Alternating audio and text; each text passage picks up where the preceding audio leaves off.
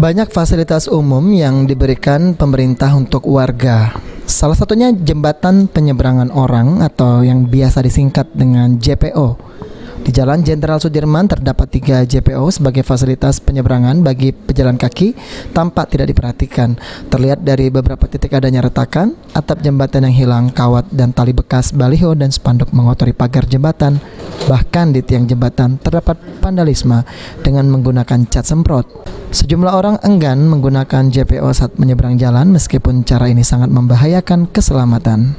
Baik pemirsa, saat ini saya Altiara Putri sudah berada di Jalan Jenderal Sudirman dan tepatnya saya di belakang jembatan penyeberangan orang yang ada di Jenderal Sudirman. Untuk di Jenderal Sudirman sendiri ada 3 jembatan penyeberangan orang dan kita akan melihat kondisinya secara langsung. Ayo kita akan melihat kondisinya. Baik pemirsa, saat ini saya sudah berada di tengah-tengah jembatan penyeberangan orang yang ada di Jenderal Sudirman. Bisa kita lihat sendiri kondisi dari jembatan penyeberangan orang yang ada di sini. Ini adalah salah satu jembatan penyeberangan yang ada di Jenderal Sudirman. Dan ketika naik tadi memang banyaknya vandalisme yang ada di jembatan ini dan kondisi yang kurang terawat. Bisa kita lihat sendiri ini untuk plafonnya sendiri dari jembatan ini memang sudah tidak ada.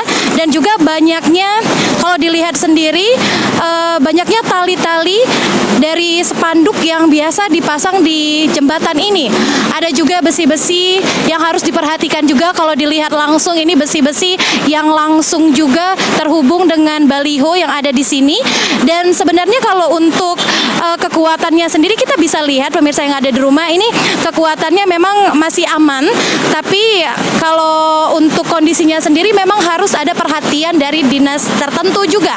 Tapi kalau untuk penggunanya sendiri, pengguna dari jembatan penyeberangan orang ini memang tidak ada kendala yang sangat diperhatikan karena memang dari jembatannya sendiri memang masih kuat dan juga kokoh.